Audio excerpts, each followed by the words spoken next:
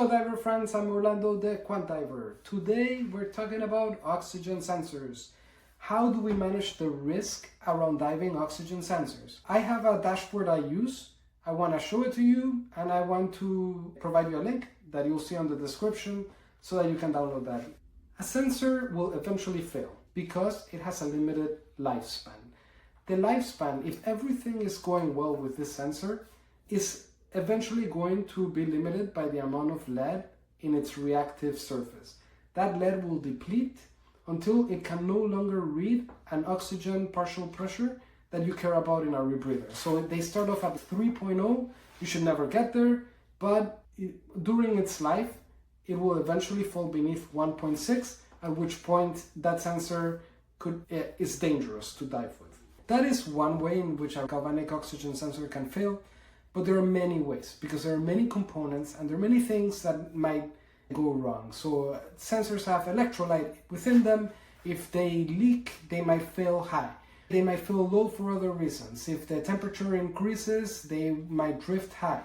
If they get wet, they might read erratic numbers. There's so many components and so many ways that they can interact and play off each other that we have to allow for the possibility of just random failures.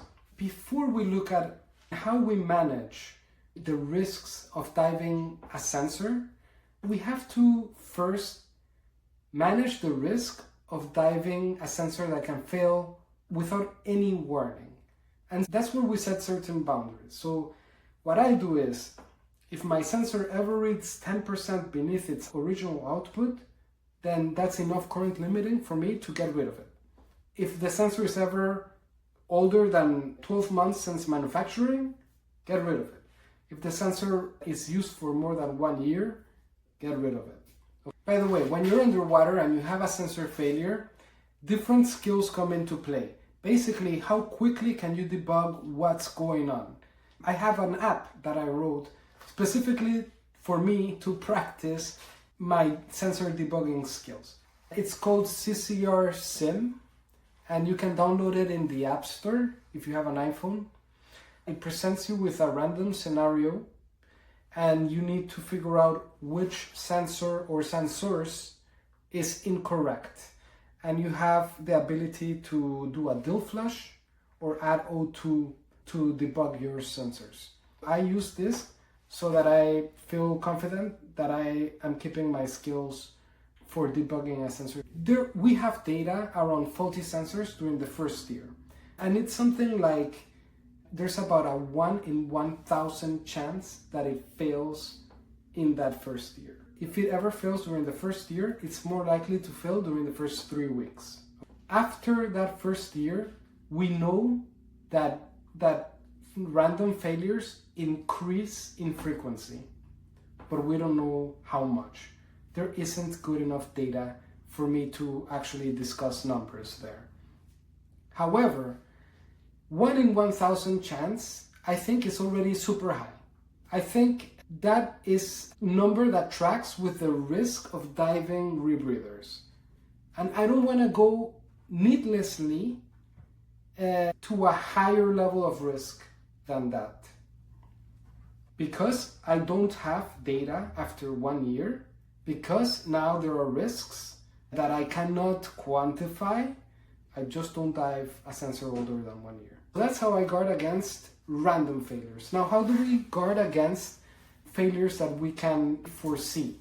Current limiting is a failure that's going to creep in during the life of the sensor until it affects your dive. We can monitor that. And then we can also monitor noise, sensor noise. If something is going on with that sensor, that it hasn't failed yet, but perhaps we can detect that it acts erratically, so that's another thing we can monitor. Other risks that we can guard against have to do with just proper care of the sensors. So we don't expose them to high levels of oxygen or higher partial pressures. Don't leave your loop reading a PO2 of 1 overnight. You don't need to do that. That's going to deplete the reactive layer in the sensor. Don't leave your rebreather in the car overnight in freezing temperatures or very hot temperatures. You can look up basic ways of maintaining your sensors and do those things to guard against, to manage some of that risk. But the risk that we can observe in data and quantify is what I'm going to show you now. And so let's get to it. This is my dashboard. The first cell here, I am setting my parameters, which are the open dates for my sensors. That helps me track how long I've been using them, and my Shearwater database. So I'm using the divelog-p Python library. This automatically picks up my latest data. And I use this function here to generate this graph. So this graph, the use for this graph is to tell, am I diving sensors right now that are within the ranges I've set for what a diveable sensor is. So I'm looking out for diving a sensor that's beyond its useful life, and therefore I would be taking a risk of a random failure that is beyond what I would like to take. I won't dive a sensor that is more than a year since it's been opened. The last point in the graph is a prediction of the output at 1 year. The second thing that this is telling me is that it's predicting, or it's tracking the output since the sensor has been started being used. So what it's saying is it started calibrating with 1.0 PO2 at 50 millivolts, and now today it's calibrating at around 47 millivolts. So that's an expected drop in output.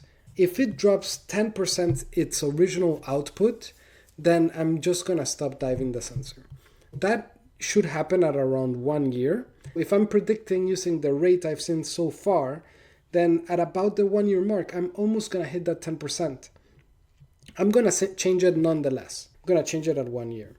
But that same prediction in this other sensor here, that has always marked a little bit beneath, but again, its output, its threshold 10% output is calculated accounting for this lower output. I'm saying that it might actually hit it before the 1 year mark. And if it does, I'll change it. If it doesn't, I'll dive it for until December and I'll change it then. But that's what this graph is telling me. It's telling me at 1.0, at the calibration, how has the output dropped? Is it still within what you would call a diveable sensor? And the answer is yes, and so I can proceed. This check, I'm looking at different PO2s and how they have read throughout their life. So for this yellow line here, this is a PO2 of 1.5. I'm checking when I first encountered a 1.5 PO2, that was at 70 millivolts. Today, that is 71 millivolts. So it changes and it's even gone up for this sensor. That seems fine.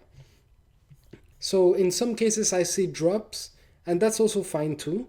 I would expect drops for a PO2 of 1.2. We were marking 52 at the beginning. Now we're marking 48 in this sensor. This is all within range. This is all within that 10%. And I have this separate graph because I want to see beyond, I want to see higher PO2s, because that's where current limiting is going to first start appearing. It's going to start with the higher PO2s. Moving on. Here I'm doing some filtering of all of my dives. I'm looking for dives that have gone for PO2s greater than 1.5, and I'm just taking the latest one. This is the latest dive that I've gone to a PO2 of 1.5 or greater, and I am just going to plot what those PO2s during the dive were against the millivolts for each of the sensors. Every color is a different sensor. And all this is a linearity check. I'm just taking a dump of all my PO2 readings at the end of the dive. I'm sorting them, and I can see here that everything checks out with a linear relationship between PO2 readings and my, and my millivolt. If I go and I want to see what this looked like during the dive, that's why I have this profile here. I can see here that this is when I reached the 1.73 millivolts, sensor 1, that matches the sensor 1, 73 or so millivolts. That's 1.5 PO2. I could also plot the PO2, but we just have the millivolts. And then I go down this line and I see that I was at a depth of 20 feet. That all tracks. And again, I can see just in relationship with every other single PO2 that I've read in this dive that each of my sensors is holding up linearly. The last check that I do is a little bit more involved, but I'm gonna start with this graph here, the last graph. So what this graph is, just a graph that gives confidence that this graph is accurate. This gives me confidence because this is confirming by having this circular plots that I am plotting noise. I'm plotting identically and independently distributed data that is just noise. If I hadn't accounted for like changes in PO2 readings from depth or solenoid firings, this wouldn't look like this. This would look elliptical, clouds, and I wouldn't have confidence in this graph. Now that I have confidence in that graph, let me just tell you what that graph is. So this is the share of the noise for each of the sensors. So basically, this is an electronic signal. You can expect there to be noise, meaning just things that aren't explained by your diving. This isn't very visible when you look at the millivolt readings. You really do have to apply some statistical analysis here, which is what I've done. And I've basically taken the variance that is unexplained by any process that I can identify as part of diving. So like the metabolism of oxygen, the traveling up and down in the water column. So I've taken these effects and I've just kept the randomness, and I'm seeing, is any sensor more random than any other? And I can see, yeah, they don't share the randomness equally. Sensor 2 has been pretty much having the lowest share of the noise. I've plotted every single dive this way, and I'm just caring about whether or not something is out of the ordinary. Has suddenly one sensor just become very noisy? I'm managing here the risk that condensation, I dropped a sensor, whatever, something is starting to go wrong with one of my sensors and it's reading erratically, or it's not acting in line with the others. By looking at this, I can tell that they act in line, they act as a team, they all are moving together with PO2s as they should. But what about the data that I can't easily see? Basically, what about the idiosyncratic, just electronic noise? Is one sensor behaving differently? So that's what this graph is telling me. It's telling me from the noise in the signal, they are all pretty much acting the way they've always been acting, so don't worry about it. So if I saw one open up, then I'd have questions and I'd look into it deeper. But this is basically the last check that I do, and that's it. So if you found any of this useful, if you are interested in adopting some of this, you can get this same notebook. I've put the link in the description and you can go ahead and use them. Let me know in the comments if you have any questions, and if you like this video and subscribe, that would really help out. Thanks a lot and see you on the next one.